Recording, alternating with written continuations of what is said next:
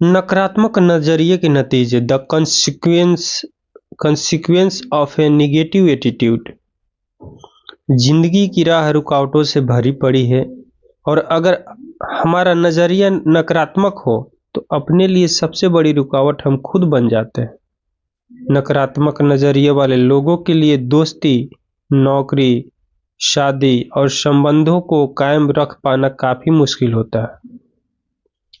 नकारात्मक नजरिए की वजह से संबंधों में कड़वाहट बढ़ती है, लोग नाराज रहते हैं, जिंदगी बेमकसद हो जाती है, सेहत खराब रहती है, खुद के लिए और दूसरों के लिए तनाव बढ़ता है। नकारात्मक नजरिए की वजह से घर और कामकाज की जगह का माहौल बिगड़ जाता है आपका। ऐसा आदमी समाज के लिए बोझ बन जाता है।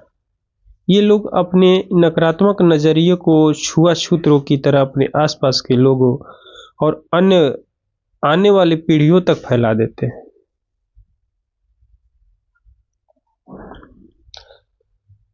हमें अपने नकारात्मक नजरिए से वाकिफ होने के बावजूद भी हम अपने उस आदत को क्यों नहीं बदलते हैं?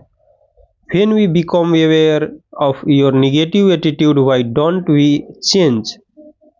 इंसान का स्वभाव आमतौर पर बदलाव विरोधी होता है।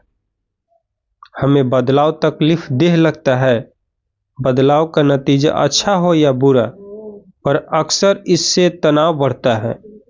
कई बार हम अपनी बुराइयों के साथ जीने में इतना आराम महसूस करते हैं कि बेहतरी के लिए होने वाले बदलावों को भी कबूल नहीं करना चाहते हैं। हम बुरे ही बने रहना चाहते हैं। चार्ल्स डिकेंस ने एक ऐसी कैदी के बारे में लिखा है जो सालों तक एक काल कोठरी में कैद रहा। सजा काट लेने के बाद उसे आजाद कर दिया गया। उसे काल कोठरी से बाहर खुली धूप में लाया गया। उस आदमी ने अपने चारों ओर देखा। कुछ देर में ही वह अपनी इस नई आजादी से परेशान हो गया। उसने वापस काल कोठरी में जाने की इच्छा जाहिर की। वह आजादी और खुली दुनिया के बदलाव को कबूल करने के बजाय काल कोठरी, अंधेरे और हथकड़ियों में ही सुरक्षा और आराम महसूस कर रहा था, क्योंकि वह उन्हीं का आदी हो चुका था। इन दिनों भी कई ऐसी कैदी हैं जो ऐसा ही व्यवहार करते हैं। एक अनजाने संसार के साथ तालमेल कायम करने का तनाव उनकी बर्दाश्त से बाहर होता है, इसलिए वे जानबूझकर और अपराध करते हैं ताकि उन्हें वापस जेल में भेज दिया जाए। वहां उनकी आजादी पर भले ही पाबंदी रहती हो, लेकिन उन्हें अपने बारे में कम फैसले लेने पड़ते हैं।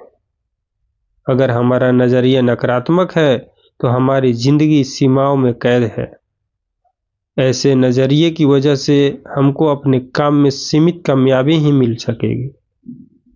हमारे दोस्तों की तादाद कम होगी और हम जिंदगी का काम आनंद उठा पाएंगे। अगले सकारात्मक नजरिए विकसित करने के तरीकों के बारे में हम लोग चर्चा करेंगे। हो सकता है कि सकारात्मक नजरिया विकसित करने के लिए हमको थोड़ा तनाव झेलना पड़े और बदलाव की वजह से अनिश्चितता भी महसूस हो, पर यकीनन है हमें इससे लाभ मिलेगा।